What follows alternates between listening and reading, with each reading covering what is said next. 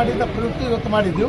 ಅದರಂತೆ ಲೋಕಾಪುರದಿಂದ ರಾಮದುರ್ಗ್, ಸೌದತ್ತಿ ಯಲ್ಲಮ್ಮ, ಧಾರವಾಡ ಇದು ಬಹಳ ಮುಖ್ಯವಾದಂಥದ್ದು. ಉತ್ತರ ಕರ್ನಾಟಕದ ಜೀವನಾಡಿ, ಉತ್ತರ ಕರ್ನಾಟಕದ ಸುವರ್ಣ ಯುಗ ಪ್ರಾರಂಭ ಆಗೋದ್ರಲ್ಲಿ ಎರಡು ಮಾತಿಲ್ಲ. ಆ ಒಂದು ಹೊಸ ರೈಲು ಮಾರ್ಗ 19ರಾಗ ಅನುಷ್ಠಾನಗೊಳಿಸಬೇಕಂತೇಳಿ ರೈಲ್ವೆ ಇಲಾಖೆ ಹುಬ್ಬಳ್ಳಿಯಿಂದ ಕೇಂದ್ರ ಸರ್ಕಾರಕ್ಕೆ ಪ್ರಸ್ತಾವನೆ ಹೋಗಿದೆ. ಆದರೆ ರಿಜೆಕ್ಟ್ ಆಗಿತ್ತು. ರಿಜೆಕ್ಟ್ ಯಾಕೆ ಮಾಡ್ಯಾರ ಅನ್ನೋದು ಕನ್ಫ್ಯೂಸ್ ಆಗೈತಿ. ರಿಜೆಕ್ಟ್ ಯಾಕೆ ಮಾಡ್ಯಾರ ಅಂದ್ರೆ 3 ಸರ್ವೆ ಬರ್ತಾವೆ. ಒಂದು ಕಮರ್ಷಿಯಲ್, ಒಂದು ಇಂಜಿನಿಯರಿಂಗ್, ಒಂದು ಟ್ರಾಫಿಕ್. ಈ 3 ಸರ್ವೆದೊಳಗೆ ಆ ಲೈನ್ ಫಿಟ್ ಐತೆ ಅಂತ ಹೇಳಿ ಮಾನ್ಯ ಜಗದೀಶ್ ಶೆಟ್ಟರ್ ಅವರು, ಮಾನ್ಯ ಪ್ರಹ್ಲಾದ್ ಜೋಶಿ ಅವರು, ಮಾನ್ಯ ಎಲ್ಲ ಭಾಗದ ಸಂಸದರು, ಜನರಲ್ ಮ್ಯಾನೇಜರ್ ಅವ್ರಿಗೆ ನಾವು ಮನವರಿಕೆ ಮಾಡಿದ್ರು ಎಲ್ಲ ಸಮಿತಿಯವರು. ಅದರಂತೆ ಈ ಬಜೆಟ್ನೊಳಗೆ ಅದನ್ನು ಅನುಷ್ಠಾನಗೊಳಿಸಬೇಕಂತೇಳಿ ಒತ್ತಾಯ ಮಾಡೋಕ್ಕೆ ಇವತ್ತು ಮಾಡಕತ್ತೀವಿ.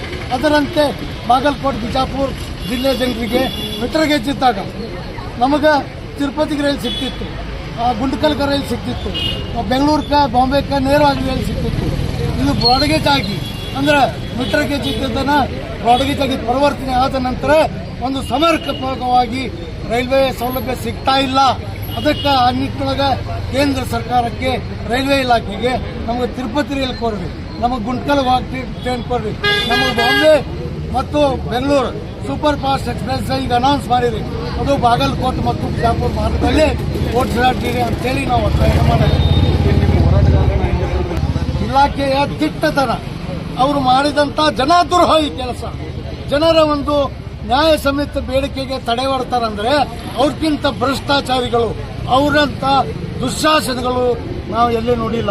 ಯಾಕಂದ್ರೆ ಕಳೆದ 30 ವರ್ಷದಿಂದ ನಾನು ನಿರಂತರ ರೈಲ್ವೆ ಅಭಿವೃದ್ಧಿಗಾಗಿ ಹೋರಾಟ ಮಾಡ್ತಾ ಬಂದೀನಿ. ನನಗೆ ಈ ರೀತಿ ಯಾರು ಮಾಡಿದ್ದಿಲ್ಲ. ಇವತ್ತು ಮಾಡ್ಯಾರಂದ್ರೆ ರೈಲ್ವೆ ಅಧಿಕಾರಿಗಳು ಎಷ್ಟು ಜನವಿರೋಧಿ ಅದಾರ ಅನ್ನುವಂಥದ್ದು ನೀವೇ ವಿಚಾರ ಮಾಡಿ.